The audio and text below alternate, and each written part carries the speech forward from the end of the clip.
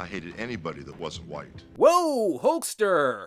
Maybe we shouldn't begin with that. If you've ever wondered why people outside the US get such crazy stereotypes about Americans, it's probably because they've seen a single episode of Walker, Texas Ranger, the ass-craziest show in the history of American television. Now, there have been a lot of dumb TV shows, but most of them were self-aware enough to know what they were and not try to be anything else. But Walker, Texas Ranger was blessed with zero self-awareness. It thought it was Shakespeare with nunchucks, such as the time it tried to deal with the issue of interracial gang violence through guest star Hulk freaking Hogan. So join me as I begin my quest to find the Walkerist, Texasist, Rangeriest episode of all time.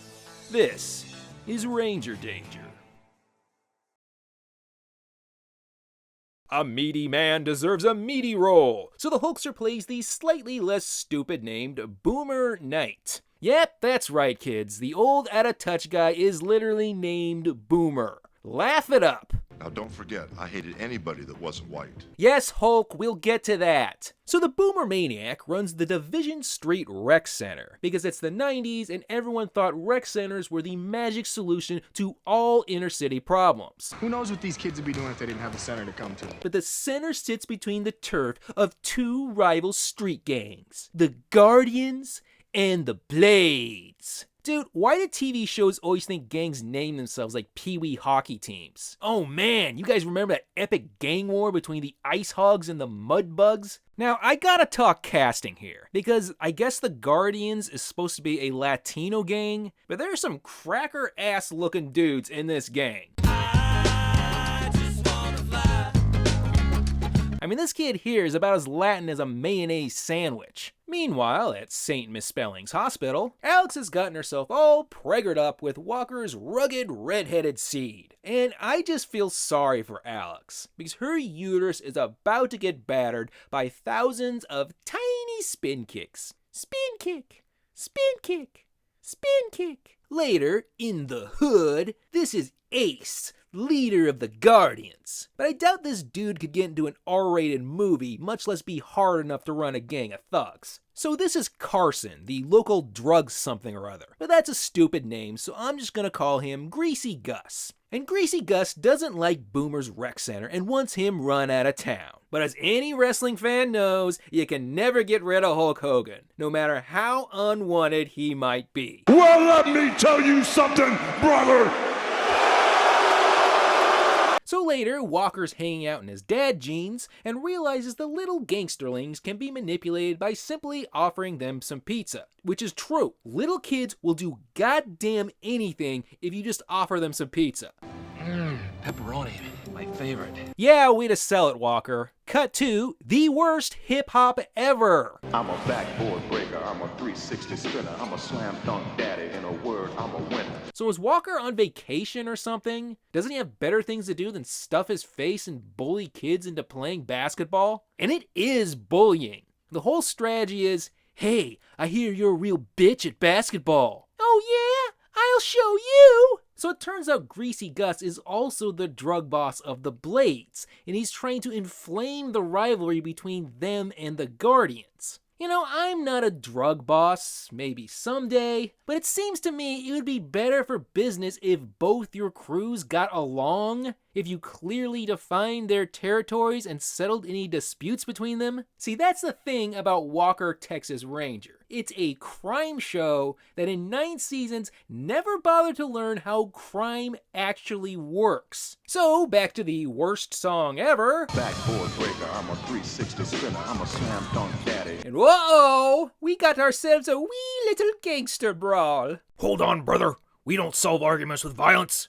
We solve arguments with violence. By the way, we're 12 minutes into the episode. Why are we still having opening credits? You know, Boomer, I was talking to the coach of the Denton Community Center basketball team, and he said that his kids could beat any team around especially a team from Division Street. He did what?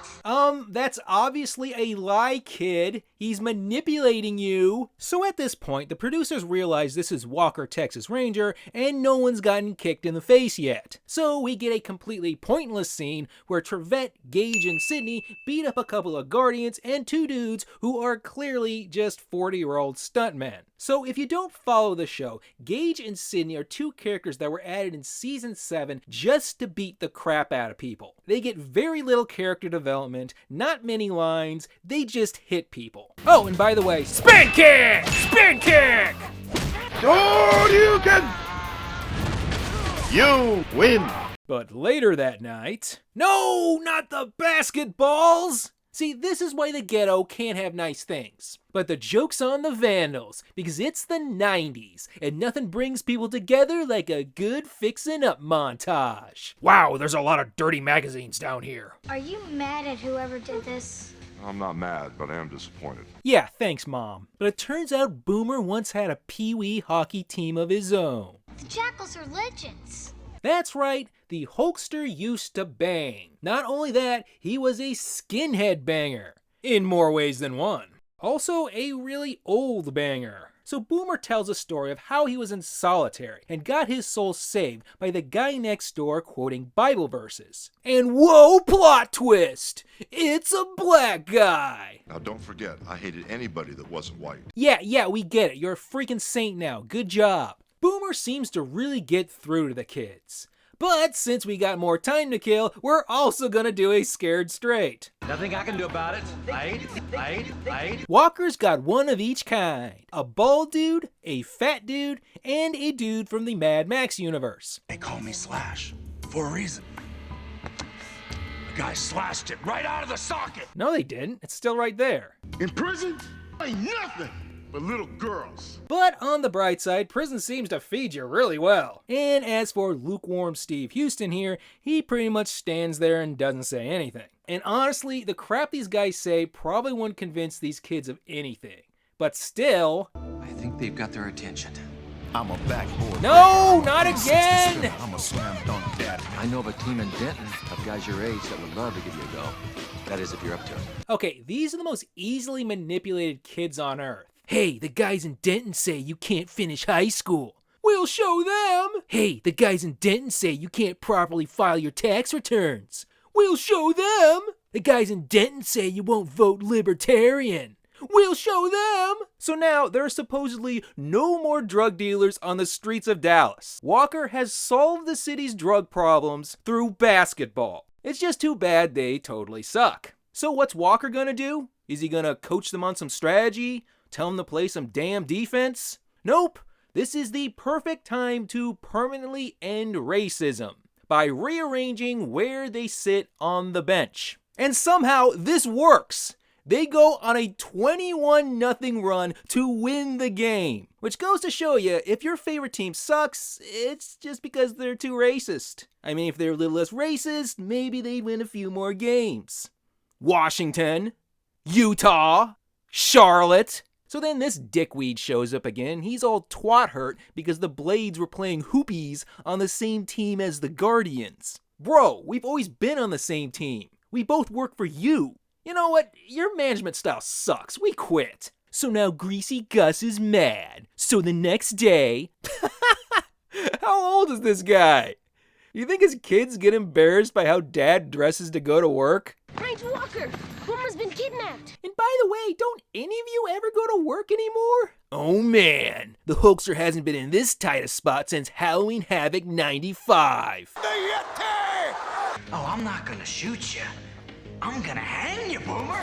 Oh come on, you can't hang a guy with a neck that thick. The noose will just pop right off the top of his head. But in true pro wrestling fashion, we get an epic run-in. Does anyone want to help out Boomer? So Boomer's rescued, now the kids want to hang Greasy Gus. But the Hulkster's all, that doesn't work for me, brother. So instead, more basketball. Yay. You know what? I picked this episode first because of the Hulkster. But this episode sucks. Walker doesn't beat up anyone, there's no recklessly stupid car chase, and while we're at it, we got Hulk Hogan, but didn't see a single clothesline, not one leg drop, he doesn't even Hulk up. It's just a lot of this. You're really making a difference, Boomer. No, Walker. God's making a difference. So, final score. This is weak. We only got 2 spin kicks, no Ranger kills, and it's hardly batshit at all. I mean, the next episode has 11 spin kicks. So if you want to see some true batshit, make sure to spin kick that subscribe button for more Ranger Danger, and we'll see how deep the Walker hole really goes. So I'm out of here, and Hulk, I'm not mad, I'm just disappointed. Next time on Ranger Danger. Hey, Guess he's a felonious monk. Oh, man.